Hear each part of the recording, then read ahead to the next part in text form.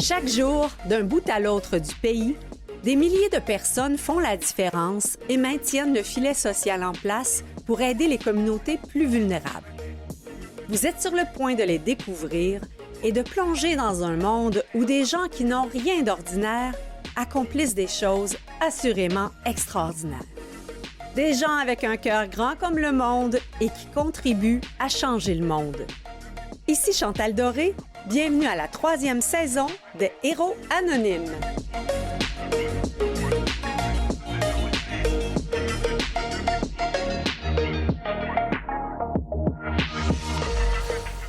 Bonjour chers auditeurs, merci de nous écouter, que ce soit via le câble, notre site Internet, via YouTube, l'une des plateformes de balado-diffusion, ou encore par l'intermédiaire de notre radio partenaire CKVL.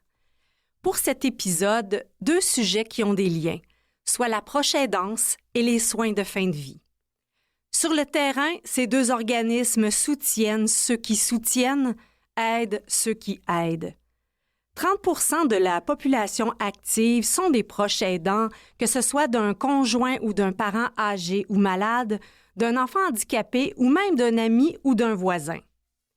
Or, très peu de personnes se considèrent et se nomment proches aidants, car on estime que c'est dans l'ordre normal des choses, quoi. Toutefois, 35% de ces personnes consacrent plus de 5 heures par semaine à aider un proche et 10% sont investis à raison de 20 heures par semaine. On comprend donc que oui, ils sont les héros anonymes grâce à qui le système de santé ne s'effondre pas. Quoique. Nous en avons vraiment besoin, mais on peut se questionner, c'est le rôle de qui entre les proches et l'État et dans quelle proportion? Nous en discuterons notamment avec Guillaume Joseph, directeur général de l'Appui pour les proches aidants. Malheureusement, il arrive que les proches que l'on soutient arrivent dans une avenue qui est la fin de vie. À ce moment, c'est notre 2e organisme invité qui prend la relève, le mouvement Albatros. Présent dans 10 régions du Québec et représentant 14 différents organismes, Albatros offre de l'accompagnement en fin de vie et peut également venir à la rescousse des personnes endeuillées.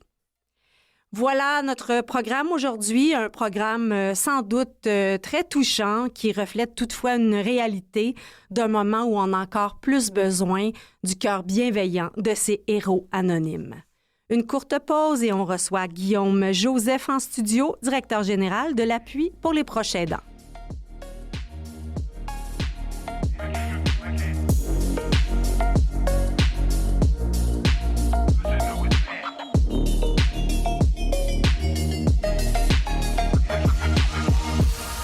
On disait d'entrée de jeu en introduction qu'à peu près 30% de la population active est un proche aidant. Mais la grande nuance, c'est que souvent, on ne s'identifie pas en tant que proche aidant. Et j'avais envie de faire un peu la lumière sur cette situation-là. Vous allez voir, il y a beaucoup de ramifications à couvrir. Et on a le plaisir d'avoir en studio le directeur général de l'Appui pour les proches aidants, Guillaume Joseph. Bonjour, Guillaume. Bonjour, merci de me recevoir. C'est un grand plaisir. Pourquoi on hésite à se qualifier de proche aidant? Certains hésitent même lorsqu'ils le savent, mais beaucoup n'y pensent même pas. C'est pas comme si je prends l'analogie d'être parent, il y a personne qui a besoin de nous dire qu'on est parent. On le sait, oui. Maintenant, pour la proche aidance, il y a des événements qui peuvent arriver très subitement, un accident, mais il y a aussi une perte, un proche qui va perdre petit à petit des capacités, donc ça peut s'installer tranquillement. Et puisque c'est souvent un proche, c'est pas toujours de la famille, mais souvent c'est un proche, donc on a une relation déjà avec je vais dire un titre, mais si c'est notre enfant, c'est notre enfant, il le sera toujours. Si c'est notre conjointe, c'est la même chose. Si c'est nos parents, il le demeure. Et donc, souvent, ça vient perturber un petit peu cette notion-là et certaines personnes ne veulent pas effectivement avoir d'étiquette parce que dans notre culture ou dans la culture, c'est quelque chose qui va de soi ou qui devrait être de soi. Donc, le fait de dire « je suis proche aidant », il y a aussi quelque chose d'affirmer que son proche aussi est en perte de capacité. Donc, il y a toutes sortes, c'est très, très différent pour chacun, là, mais il y a effectivement des freins à cette auto-reconnaissance-là. Est-ce qu'on pourrait dire d'une certaine façon, sans faire de généralisation aussi, il y a l'aspect des générations, il y a l'aspect des cultures aussi. On sait qu'autrefois, au Québec, ça allait de soi pratiquement qu'on gardait nos parents à la maison. Maintenant, les enjeux sont plus grands avec la conciliation travail-famille. Donc, ça amène à un changement dans notre réalité quotidienne qui allait de soi autrefois. Absolument. Puis effectivement, vous faites bien le mentionner, on ne peut pas généraliser, mais on le voit quand même dans différentes cultures, cette relation-là qu'on a avec les personnes aînées, par exemple. Les proches aidants ne sont pas juste des personnes qui s'occupent des aînés, mais il y en a quand même une majorité au Québec. Il y a donc, effectivement, oui, la société change. Je vous dirais que si on recule à peut-être 50, 60 ans, la vieillesse n'était pas aussi longue. Oui. Et les familles étaient plus réunies, peut-être aussi dans les villages. Donc, il y avait quelque chose de plus normal ou naturel. Maintenant, on est souvent éparpillés. Le nombre d'enfants réduit énormément.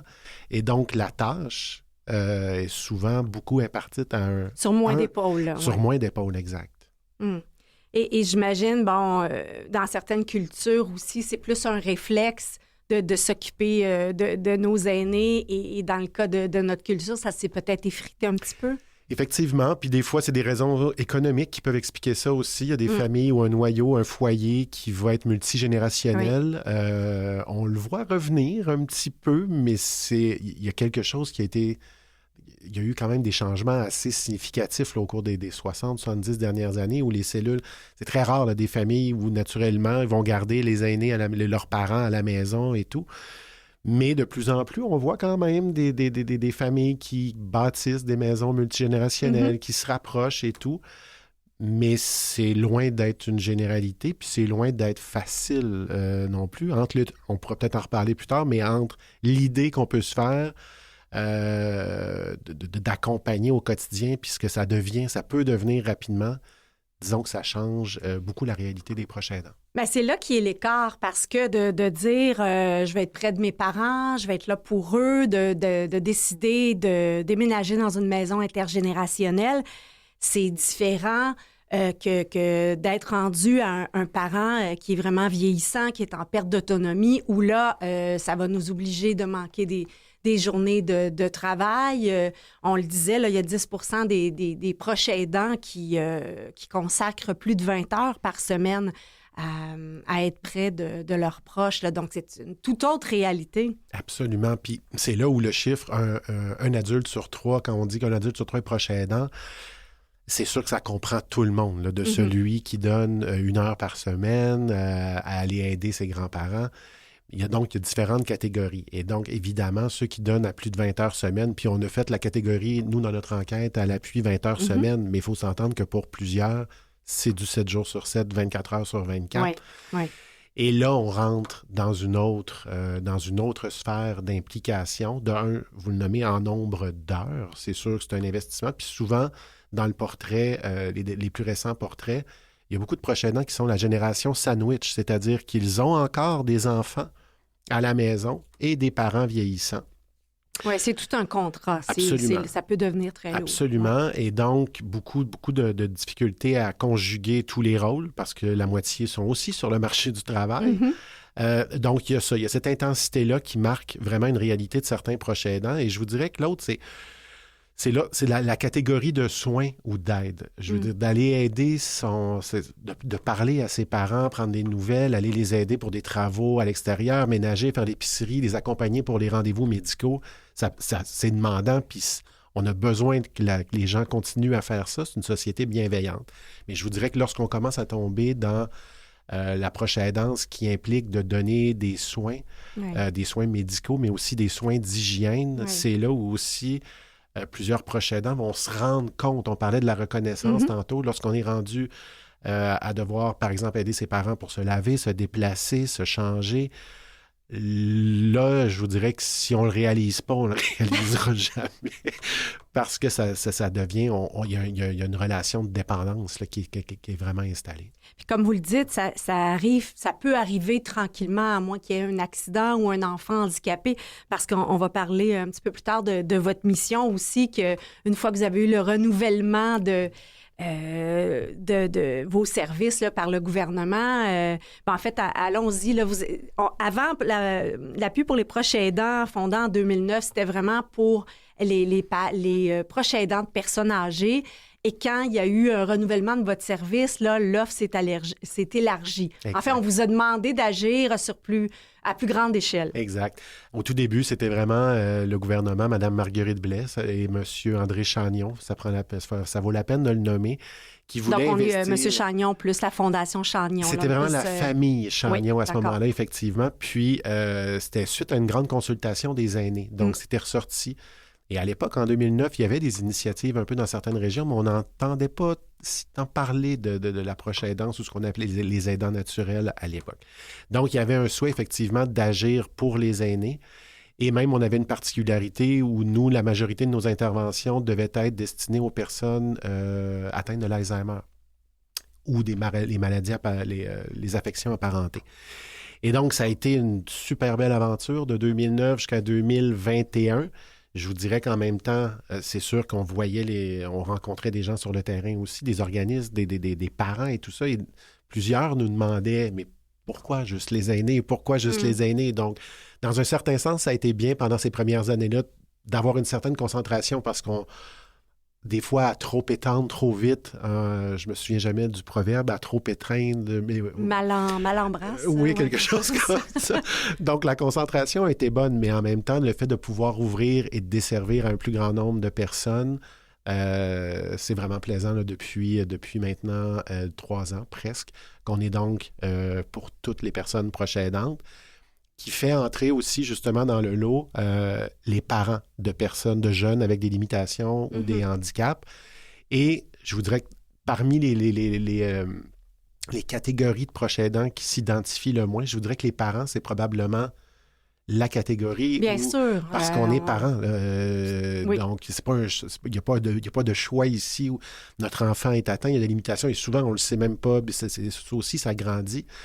Donc, puis pour nous, puis je prends la peine de revenir parce que en soi, c'est pas que l'appui ou d'autres, le gouvernement, on cherche à mettre une étiquette dans le front des proches aidants en disant « vous êtes proche aidant ». Mais c'est de vous trouver, j'imagine. Mais c'est parce que si on ne le sait pas, on ne sera pas réceptif au message qu'on fait, on n'ira pas chercher de l'information pour des services qui pourraient nous être destinés parce que malheureusement, on aura la chance d'en reparler ou d'en parler tout le long dans les prochaines minutes, mais il y a toujours une certaine, disons, vulnérabilité potentielle ou un risque d'épuisement. Nous, on le voit là, à notre ligne, entre autres. Puis les organismes de service, c'est la même chose. Souvent, les personnes proches aidantes vont arriver complètement épuisées. Quand la batterie est complètement vide. Oui, ils vont nous appeler puis ils vont dire, ils savent pas, peut-être même pas encore qu'ils sont proches aidants, mais il y a quelqu'un qui leur a dit, appelle là. Et là, ils nous appellent, ils savent pas ce qu'ils cherchent, ils savent pas ce qu'ils ont, mais ce qu'ils vont nous dire, c'est que là, je suis plus capable. Et souvent, il est rendu... Il y a plusieurs choses qui auraient peut-être pu aider, peut-être pas à éviter, par exemple, de placer... mais c'est parce que j'imagine que c'est dur de s'avouer qu'on s'en va là aussi, que là, c'est 2 heures, 3 heures, 4 heures, mais que dans 6 mois, dans 1 an, dans 2 ans, ça sera plus de 20 heures. C'est difficile de le voir en pleine face et de dire « je vais prévoir pour dans 2 ans d'avoir des soins ». Il y a quelque chose de très émotionnel dans tout ça. Ah oui, c'est clair. Puis c'est sûr qu'on ne cherchera pas. Tu sais, il y a peu de personnes là, dans sa vie aujourd'hui qui n'est pas proche aidant qui va dire « je vais commencer tout de suite à me préparer puis je vais chercher des... » C'est ça. Ça n'arrivera pas comme ça. Et vous le mentionnez, il y a peut-être aussi, oui, pour plusieurs personnes, certaines personnes, peut-être une sorte de déni, peut-être, de ne pas voir. Il y a aussi beaucoup de culpabilité qui entre en ligne de compte, d'aller chercher de l'aide pour plusieurs. C'est comme un constat de j'ai échoué, je ne suis pas capable. Et je vous dirais aussi, puis il faut le nommer, même si plusieurs proches aidants voulaient aller chercher de l'aide à domicile, par exemple, souvent, il peut arriver que la personne qui est atteinte n'est pas trop réceptive à avoir de l'aide et des étrangers qui viennent s'occuper de lui, là. Mais pour elle aussi, c'est de nommer, c'est de dire « j'y arrive pas toute seule ». Ça aussi, c'est difficile, j'imagine, particulièrement avec nos enfants. Quand on est un parent âgé, puis de dire je dois demander l'aide de mes enfants, ça doit être difficile. Donc, on essaie de ce côté-là aussi d'endurer le plus possible jusqu'à temps qu'on fasse le constat. Alors, comment l'appui pour les proches aidants vous a aidé toutes ces personnes? Je vous résumerai ça en 3 grands volets. Je vous dirais que le premier qui est une aide directe aux personnes proches aidantes, on a une ligne, Info Aidant, qui est ouverte en fait 7 jours sur 7, du lundi, 7 jours sur 7, de 8h à 8h. Ouais. Les gens peuvent appeler là, et je viens toujours de le mentionner. Souvent, les gens vont appeler puis ils ne savent même pas ce qu'ils cherchent vraiment au besoin. Des fois, ils veulent juste nommer la situation. Ils ont besoin aussi de ventiler, de parler.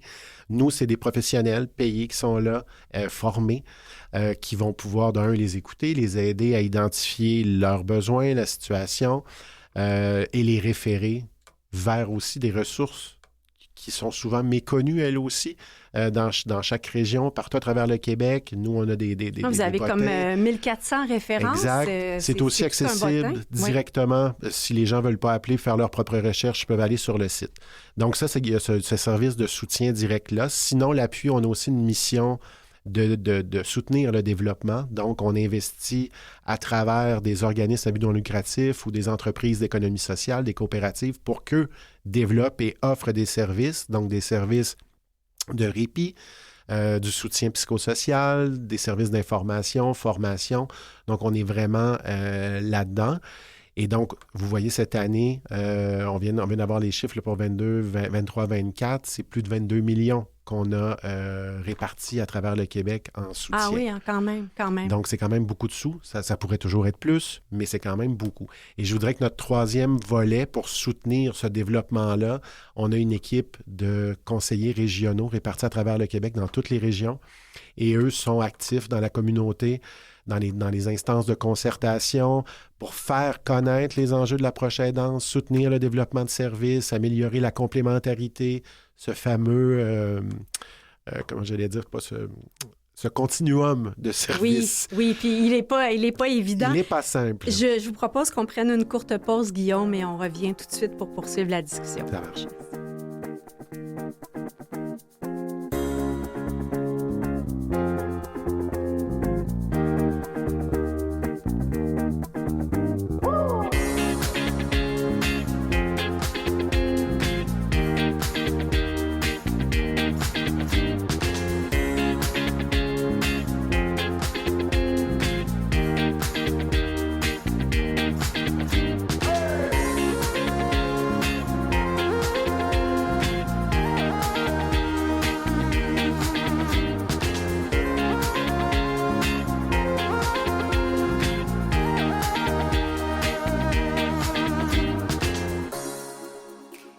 De retour en studio avec Guillaume Joseph, directeur général de l'appui pour les proches aidants.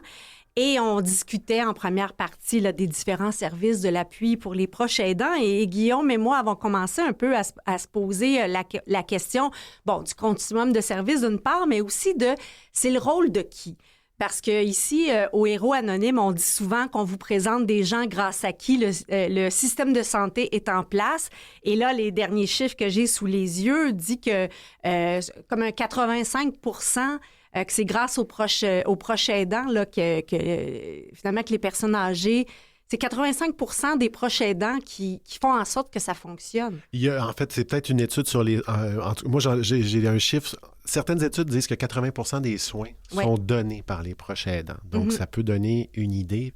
Et là-dessus, il y a une phrase dans un des derniers rapports de la commissaire à la santé où elle nommait que la situation qui devrait être actuellement, c'est que le réseau de la santé soutiennent les proches aidants, alors qu'on semble vivre l'inverse. Dans une certaine mesure, on peut percevoir que c'est les proches aidants qui soutiennent le réseau de la santé. Évidemment que c'est normal. Là, du jour au lendemain, tous les proches aidants ne feront pas la grève en disant « j'arrête ». On l'a nommé, c'est des proches, des êtres chers. Non, on ne se dit pas « je vais me tourner tout de suite vers le gouvernement » parce que ce sont nos proches et on trouve ça normal. Exact. Donc, ce qui fait que c'est difficile de se nommer et de trouver de trouver qu'il y a des soins, mais de l'autre côté, il y a peut-être un piège là-dedans aussi. Il y a un piège, effectivement, parce que les proches aidants sont essentiels au réseau de la santé et le réseau de la santé est essentiel pour les proches aidants. Et donc, c'est sûr que nous, à l'appui, effectivement, on travaille fort pour cette reconnaissance des proches aidants-là, mais en même temps, il y a toujours un risque, justement, dû aux très grands rôles qu'ils sont appelés à prendre. Il ne faut pas non plus en arriver à instrumentaliser les proches aidants, ces travailleurs de l'ombre, et là, je dis travailleurs avec des guillemets imaginaires à la radio, mais travailleurs du cœur. Ça devient, pour plusieurs, plus qu'un travail. Là. C'est constant. Et donc, et là, je nomme le réseau de la santé, mais ça va au-delà du réseau de la santé. Là. Sociétalement, on doit faire davantage, pas pour... Il y aura toujours des proches aidants, on aura toujours besoin, mais pour leur rendre la vie plus facile, qu'ils n'y perdent pas leur qualité de vie et leur santé, et donc qu'on leur permette de faire ce rôle-là, mais de façon raisonnable et aussi de respecter leurs limites. Parce que souvent, justement, les proches aidants eux-mêmes vont tirer la corde un peu trop longtemps. Et c'est souvent la même analogie que vous avez peut-être déjà entendue, celle des avions. Oui. Il faut toujours mettre le masque à soi en premier. Mais c'est souvent très difficile d'amener ça parce que le focus est beaucoup mis sur l'attention de la personne chère, la personne qui est limitée. Donc, c'est pour ça que nous, on travaille fort à la reconnaissance pour qu'on puisse les soutenir adéquatement puis qu'ils n'attendent pas trop avant d'aller chercher de l'aide qui va les aider à continuer.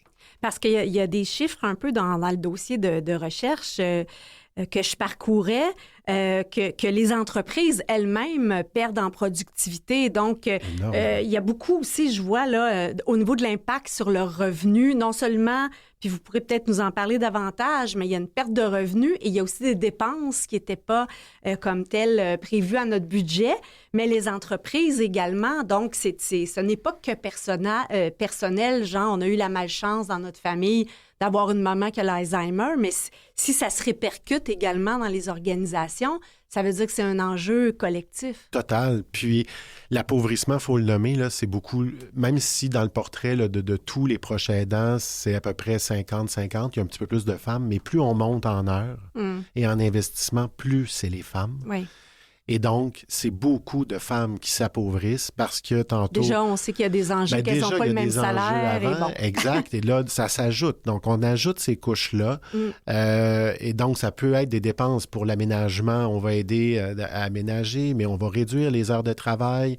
Et je vous dirais qu'on est, même si le Québec, pour certains points, en proche aidance, on peut faire des jaloux à travers le Canada, parce qu'il y a d'autres provinces. Oui, comment ça? Entre autres, il faut le nommer, la loi, la politique, le plan d'action dédié. Il y a un réseau de soutien d'organismes qui est plus développé ici qu'ailleurs. Bon, c'est une bonne nouvelle, minimalement. Quand même, mais ça ne veut pas dire qu'il faut arrêter parce qu'on est loin de ça, surtout, entre autres, sur la question financière. Parce que ça a un coût, tout ça, effectivement. Là.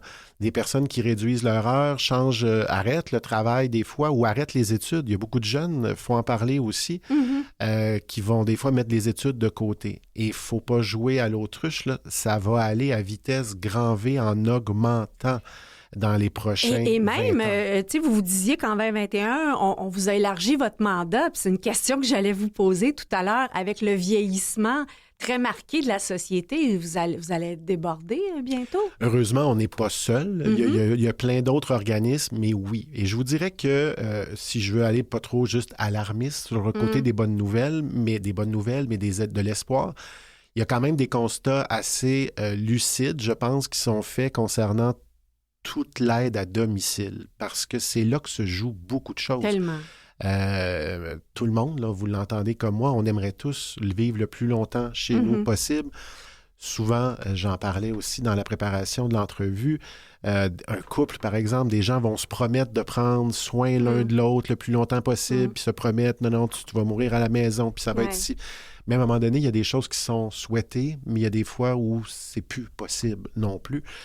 Mais si on veut le faire correctement et le plus longtemps possible, selon toujours en respectant les limites, ça prend de l'aide à domicile.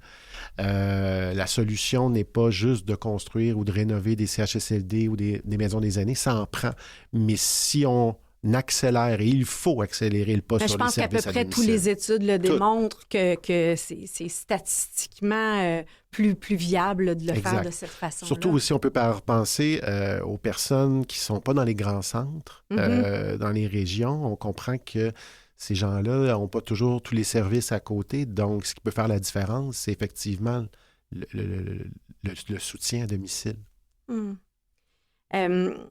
Je constatais aussi que, on va avoir une perte de revenus, mais également une perte de nos activités sociales. Donc, nous-mêmes, on voit moins nos amis. Donc, il y a un danger soi-même avec la solitude d'affecter notre propre santé. Et là, il y avait une statistique sur l'espérance même des proches aidants, que ça impactait la durée de vie même des proches aidants. Oui, il n'y a pas d'études concrètes là, qui vont affecter, qui vont nous indiquer l'espérance de vie qui peut être affectée. Quoique peut-être, oui, je crois avoir vu passer, mais c'est une réalité. Certains, il faut le nommer, vont se rendre malades et certains proches aidants peuvent même décéder avant le conjoint. L'Alzheimer, ça peut être par exemple une maladie qui est sur 25 ans, 30 ans.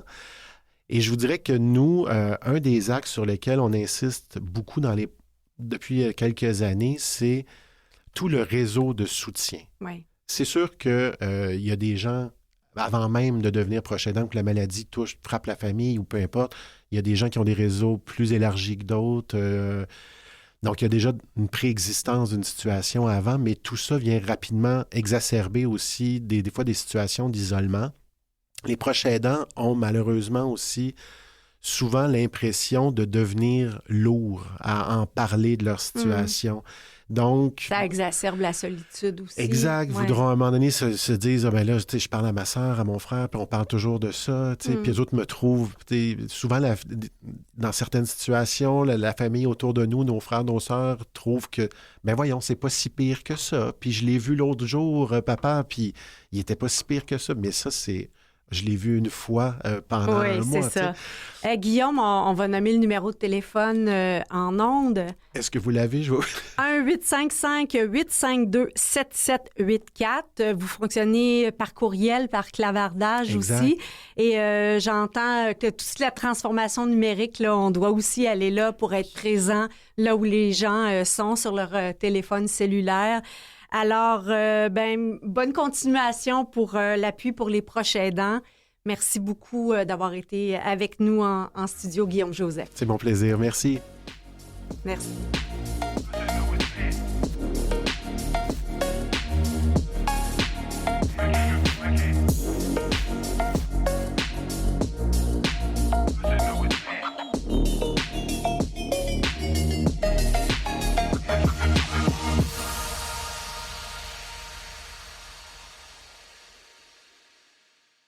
Vous écoutez Les Héros Anonymes avec Chantal Doré. Lorsqu'un de nos proches ou encore nous-mêmes s'engage vers la fin de vie, c'est important d'avoir de la bienveillance, bien sûr, mais du soutien, de sentir qu'on est bien préparé pour cette étape-là et qu'on peut nous-mêmes, si on a une personne là, que l'on côtoie qui est en fin de vie, être en mesure de l'accompagner de la manière la plus juste, la plus bienveillante, la plus pleine de cœur et d'empathie qui soit possible. Et pour ça, c'est pas naturel. Hein? C'est pas des compétences nécessairement que l'on qui sont avec lesquels on est né. Et heureusement, pour l'accompagnement vers la fin de vie, il y a des organismes comme le mouvement Albatros qui est présent pour accompagner jusqu'à la fin de vie, de l'annonce du diagnostic jusqu'au soutien des proches endeuillés.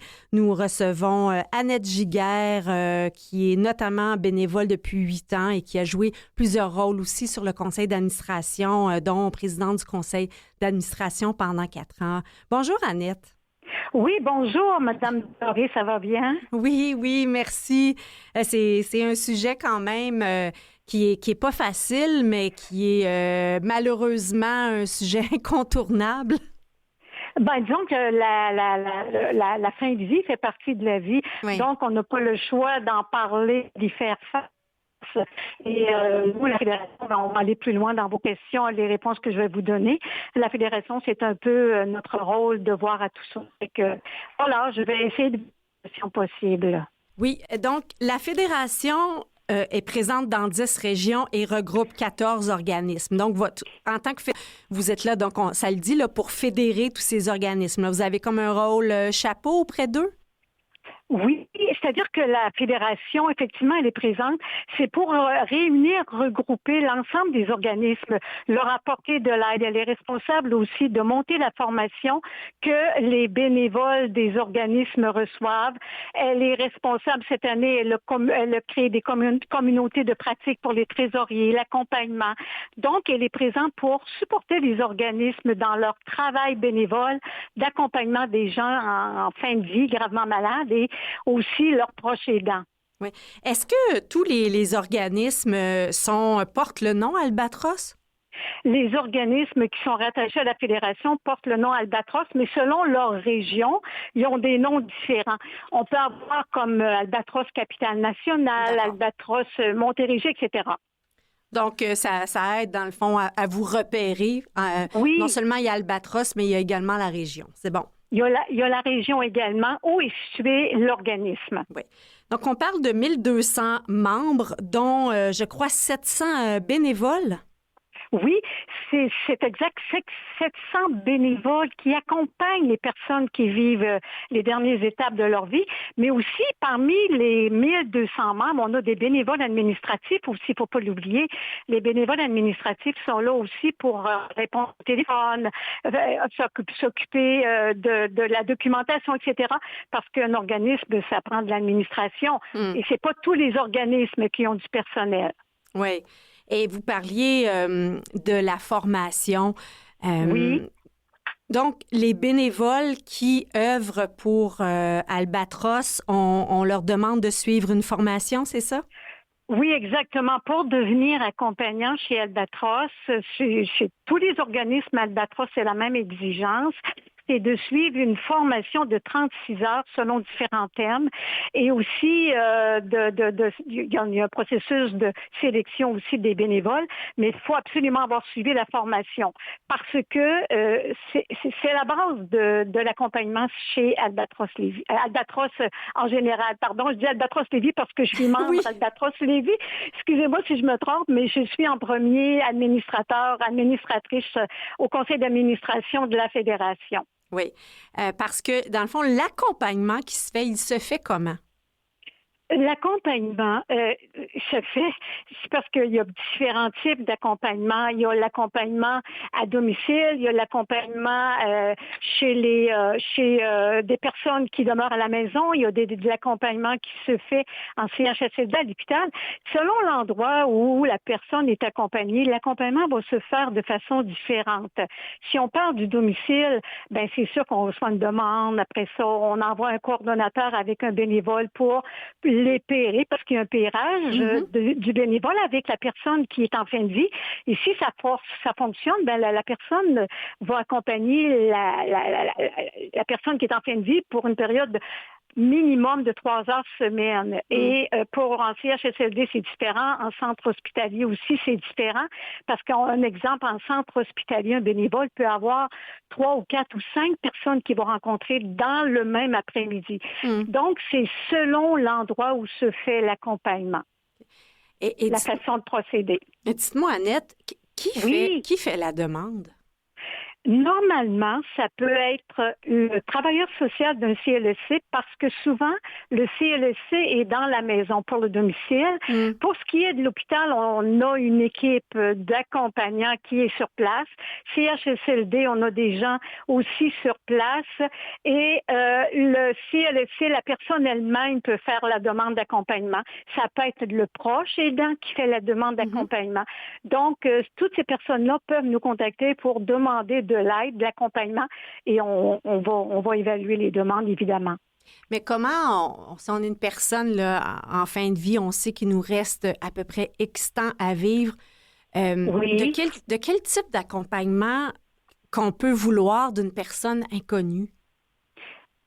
c'est une bonne question. Ce qui arrive, c'est que quand les gens nous contactent, mettons que c'est l'intervenante du CLSC, elle a déjà entendu parler d'Albatros, et avant de nous contacter, elle a l'autorisation de la famille pour nous contacter. Donc, ils savent un peu à quoi s'attendre. C'est certain que c'est un étranger qui arrive dans la maison. Il y a des gens qui sont mal à l'aise avec ça. Mais quand ils ont rencontré la personne qui va les accompagner, ça fonctionne. Généralement, il n'y a pas... Le pérage se fait bien et la personne est acceptante pour la personne qui l'accompagne.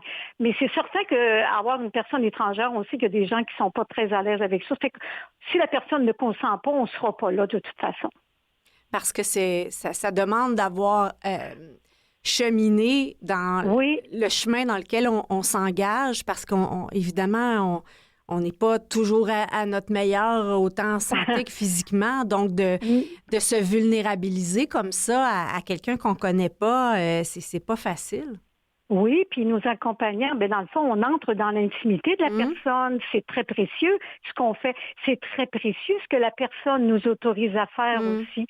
Ça fait que c'est un cadeau qu'ils nous font d'accepter qu'on soit dans leur vie. Et quand on est dans leur vie, c'est grandement apprécié. Les gens qui reçoivent l'accompagnement d'Albatros, peu importe la région, sont très satisfaits de l'accompagnement. C'est ce que vous avez dit à notre recherchiste, que vous étiez bénévole depuis 8 ans, puis c'est un cadeau que vous faites. Oui, c'est exact, parce que moi, je suis bénévole depuis 8 ans chez Albatros, mais par contre, je commence uniquement à accompagner parce que j'ai été bénévole administrative, entre autres 4 ans, présidente du conseil d'administration, et là, présentement, je suis en CHSLD, et quand je rencontre les personnes, le beau sourire qu'elles me font, c'est un cadeau que je me fais vraiment, là, puis c'est un cadeau aussi que je leur fais. Je trouve tellement que ces personnes-là sont importantes, puis on va au-delà de la maladie, on met la personne en premier. La maladie, on la voit en premier habituellement, mais là, on met la personne humaine au devant. Et c'est vraiment extraordinaire. Quand on commence à vivre cette expérience-là, je pense que les gens qui veulent devenir bénévoles, ils pourraient découvrir ce petit cadeau de la vie. De quoi les gens vous parlent, Annette? Quand vous voulez dire les gens qu'on accompagne? Oui. Les gens moi, actuellement, j'ai une personne que j'accompagne en CHSLD. Il y en a qui peuvent parler, il y en a d'autres qui ne peuvent pas parler. Et celle qui peut parler, je lui pose des questions. Comment ça va? Comment vous vivez votre journée? Comment vous voyez ça?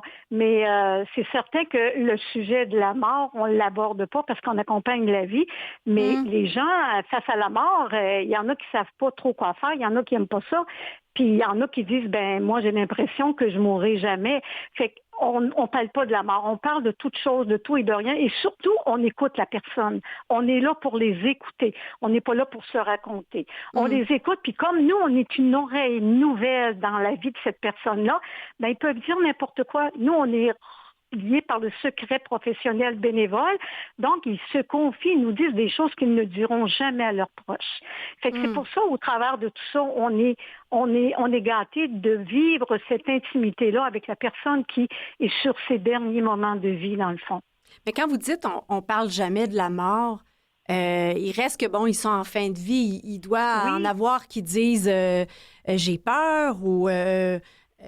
Oui, effectivement, il y en a quand les personnes veulent en parler, ce que moi, j'ai pas vécu vraiment personnellement, mais les personnes qui veulent non, c'est-à-dire que les personnes qui ne peuvent pas, ils sont là, ils nous écoutent ou ils vont parler d'autres choses, mais c'est certain ils savent qu'ils sont en fin de vie. Mais nous, on parle davantage de la fin de vie que de la mort. Mais c'est la même chose, c'est un synonyme, c'est une autre façon de présenter les choses dans le fond.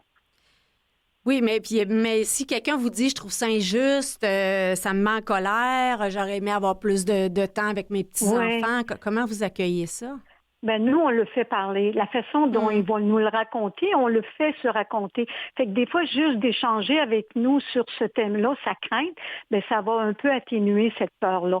Mais on le fait se raconter. On n'a pas d'argument pour le faire changer d'idée. Il le vit, il le ressent, il le raconte tout simplement. Oui. Et est-ce qu'il y a des gens qui vous posent des questions, par exemple, sur l'aide médicale à mourir, s'ils sentent qu'ils souffrent vraiment? Est-ce que c'est à vous qui vont dire comment ça fonctionne? Bien, s'ils nous posent des questions à ce sujet-là, à ce sujet-là, mettons, on va parler d'aide médicale à mourir, on va les référer aux bonnes personnes. C'est pas à nous à parler de ça avec la personne qu'on accompagne. S'ils nous en parlent, on dirait, parlez-en avec votre médecin, parlez-en avec l'infirmière qui vous rencontre. Mais c'est pas à nous à aborder ce sujet-là avec les gens. Mais c'est ça. S'ils nous en parlent, on va les référer aux bonnes personnes. Est-ce qu'il y en a, Annette, qui vous parlent de soit des, je sais pas moi, de ce qui ont été heureux de leur vie ou encore de leurs regrets? Si on eu des regrets, oui. Ils vont se raconter. Mais comme on dit, on est là pour écouter. Oui. On est là vraiment pour écouter. On leur pose différentes questions pour les faire se raconter. C'est la façon dont on accompagne les gens en les écoutant. Peu importe le thème qu'ils vont aborder. Donc, c'est pour ça que quand on dit la formation Albatros de 36 heures, cette formation-là nous prépare à accompagner les gens à cette étape de leur vie. Fait que c'est pour ça, des fois, les gens, ils vont nous dire, bien, si on n'a pas de formation, est-ce qu'on est un moins bon accompagnant? Peut-être pas nécessairement, mais la formation va vous donner de l'assurance, va vous donner des réponses si jamais on vous pose une question sur un sujet donné. Ça fait qu'en même temps qu'on aborde l'accompagnement, je passe aussi le message pour la formation, l'importance de la formation chez Albatros. Dites-moi, justement, quel type de situation on couvre dans cette formation-là? Donnez-moi un cas de figure de questions qu'on peut nous poser et pour laquelle la formation viendrait nous outiller. Ben, disons que, mettons, je sais pas, moi, il y a quelqu'un qui dit, entre autres thèmes pour la formation, il y a un thème qui c'est la communication. Donc, la communication, des fois, il y a des gens qui sont plus ou moins habiles dans l'échange, dans le savoir-être, savoir-faire, on aborde ça aussi. Mais dans la communication, de quelle façon poser des questions ouvertes, des questions fermées, de quelle façon écouter aussi. Dans la communication, c'est vraiment un moment de la formation qui est intense et qui est essentiel. Tous les thèmes sont essentiels. Là, j'ai la communication physique, psychosociale, spirituelle, mais tous les thèmes qu'on aborde dans la formation outillent l'accompagnement pour accompagner une personne en fin de vie. Mais en communiquant, quand on pose des questions, on ne peut pas nécessairement donner une réponse. Il faut vraiment y aller pour recevoir la réponse de la personne qui a le goût d'échanger avec nous, là. Mais j'imagine que c'est pas simple parce que souvent, les gens écoutent pour répondre et se mêlent de donner des conseils pour tout et pour rien. Donc, déjà, d'apprendre à écouter, c'est tout un art. Bien, effectivement, c'est un art. Et aussi, on dit... On vous a perdu un petit bout, là. On disait la communication, c'est tout un art d'écouter. Là, je peux pas vous écouter, là. Est-ce que vous m'avez retrouvé, là? Là, oui, là. Bon, OK, non, dans la communication, effectivement, il y a des gens qui sont mal à l'aise aussi, mais on aide. Avec la formation, ça aide énormément. Puis en plus de la formation de base, on a des formations en cours d'année pour outiller davantage, des formations sur l'empathie, sur, je sais pas, l'aide médicale à mourir, comment accompagner quelqu'un qui a des problèmes cognitifs, comment accompagner quelqu'un qui va l'air médicale à mourir. On est là pour ça. On accompagne la personne où elle est rendue dans son cheminement de fin de vie. Est-ce que cette formation-là couvre notamment des sujets liés à l'éthique? Oui, dans la formation de base éthique et juridique, il y a un thème qui couvre cet aspect-là. Il y a un thème qui couvre après la mort, qu'est-ce qui se passe rendu au salon funéraire. Fait que ces thèmes-là, on a 36 heures de formation divisées en 12 modules. Là, je vous parle beaucoup de l'accompagnement des organismes, mais la fédération, elle est là. C'est la fédération qui nous a monté cette formation-là. C'est la fédération qui nous outille en formation continue. C'est elle qui montre les différentes formations hors celui de base de 36 heures. Oui. Dites-moi, Annette, on va prendre une courte pause, mais juste avant, là, on comprend que c'est pour devenir bénévole chez vous, on doit suivre cette formation-là. J'imagine que c'est à un prix, somme toute, raisonnable. Oui, ben moi, j'avais cherché ce que c'était 225 et c'est effectivement 225, mais ça varie d'un organisme à l'autre. Il y a des organismes, une année, ils vont dire, ben nous, on peut l'offrir gratuitement. 48 ans cette année. C'est spécial, mais ça peut varier de 50, 80, 200. Nous, c'est 225. Quand je parle de nous, je parle d'Albatros Lévis. Là. Oui, d'accord. Donc, Annette, une courte pause et on poursuit la discussion tout de suite après au Héros Anonyme. Parfait, Madame Doré, je vous attends.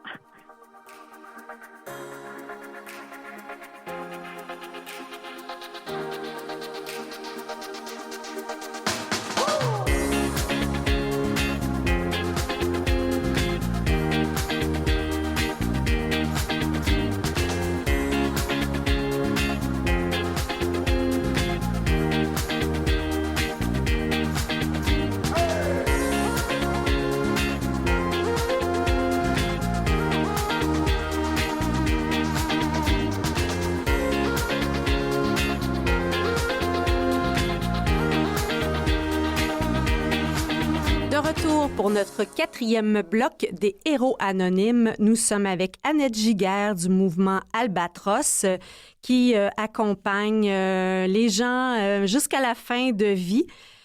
Annette, j'ai envie de voir un petit peu, ça va être quoi les défis du futur pour un organisme comme le vôtre, sachant un peu là, tout le tournage... En fait, tout le tournant démographique qui nous attend au niveau du vieillissement, comment vous allez réussir à vous préparer?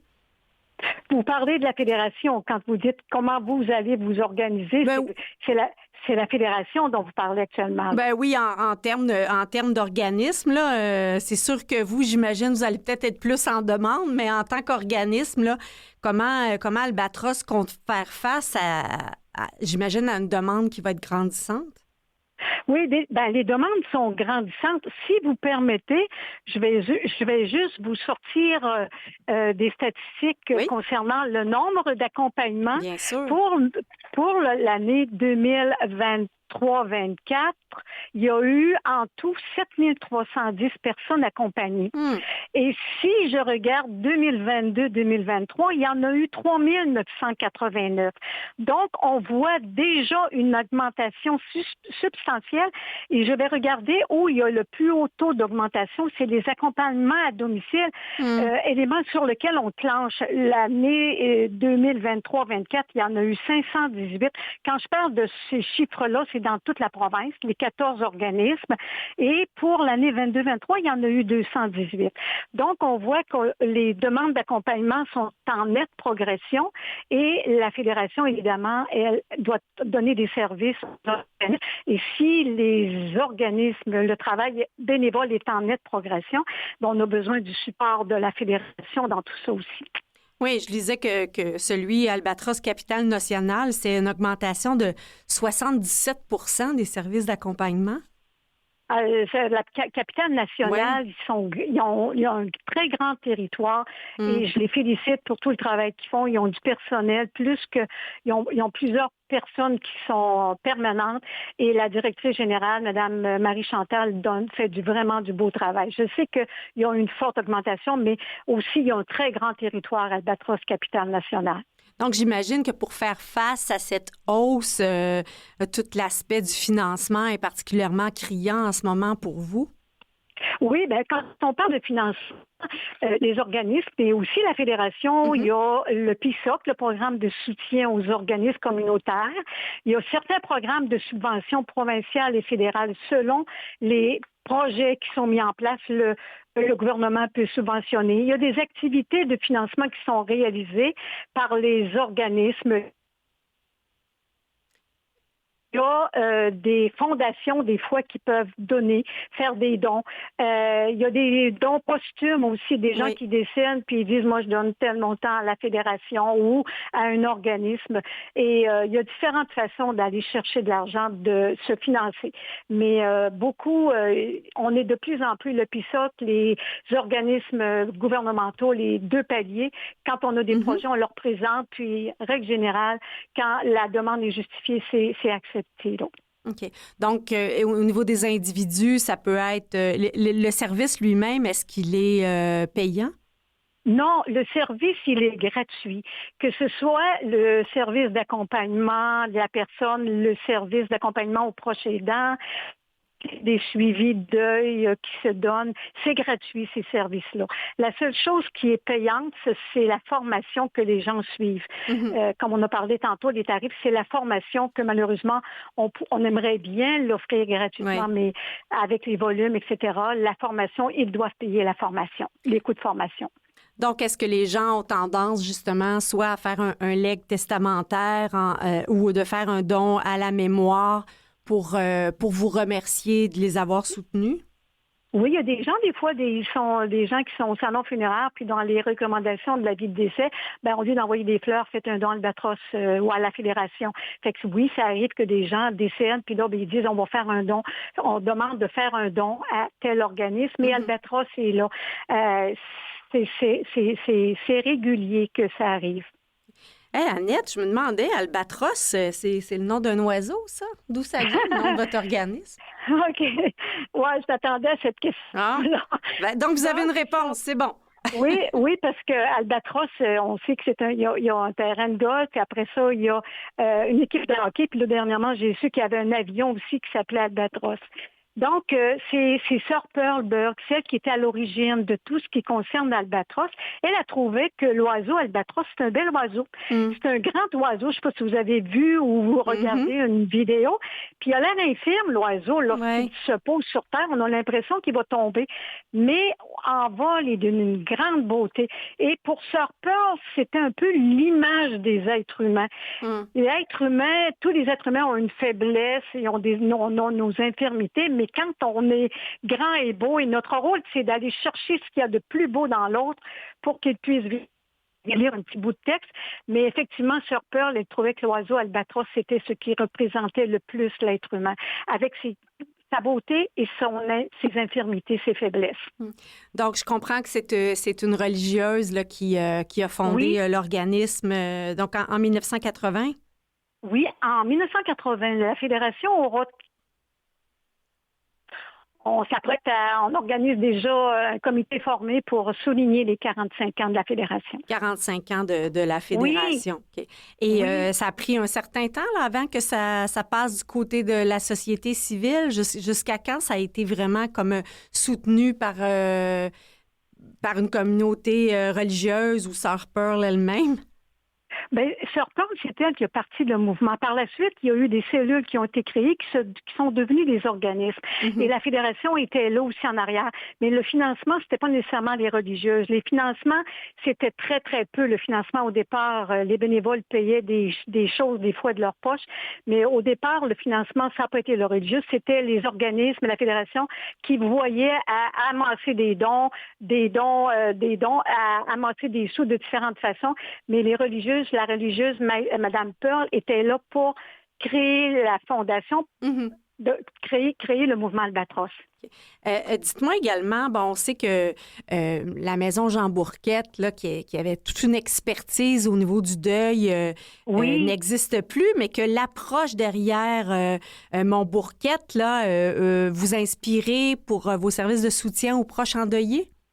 Oui, c'est ça, c'est que la Fédération toujours a offert à des personnes, des bénévoles, des différents organismes, des formations sur le suivi de deuil. Et il y a presque tous les organismes ont envoyé des bénévoles pour les former. Donc, le suivi de deuil et le suivi de deuil individuel et en groupe qui se donnent, la plupart des gens qui sont impliqués dans cette démarche-là ont... En tout cas, je ne peux pas vous dire combien il y en a qui ont suivi la formation, dont le contenu origine de Mon Bourquette, mais il y en a plusieurs de nos bénévoles qui l'ont suivi. Donc, une personne là, qui vit un deuil, en fait, qui n'est pas la personne en chemin de vie, mais dont un proche était en fin de vie, peut vous appeler là, pour bénéficier d'un soutien. Oui, effectivement, puis c'est pas tout. Il y a la moitié des organismes Albatros qui donnent le service sur le suivi de deuil. Et il y a les personnes proches aidantes de la personne décédée qui peuvent avoir accès à ce service-là, mais aussi la population en général. Donc, si vous n'êtes pas certain, si les gens ne sont pas certains s'ils peuvent bénéficier du service, ils peuvent contacter la Fédération pour vérifier sur le site Internet Fédération de Mouvement Albatros du Québec, FMAQ, et vous allez trouver toute l'information. Le numéro de téléphone à appeler pour complément d'information aussi. Parfait. Et dites-moi, peut-être en terminant, Annette, si on souhaite devenir bénévole, à quel moment a lieu la prochaine cohorte? Chaque organisme Albatros a ses dates de formation. Moi, si je peux me permettre de parler, mais c'est loin de Montréal, un petit peu d'Albatros Lévis. Nous, on en a une qui va débuter à l'automne. Mais il y a quelques organismes qui ont des formations qui débutent à l'automne. Et aussi, il y a même une possibilité de suivre une visio-formation sous Donc, la fédération qui l'organise en ligne, effectivement.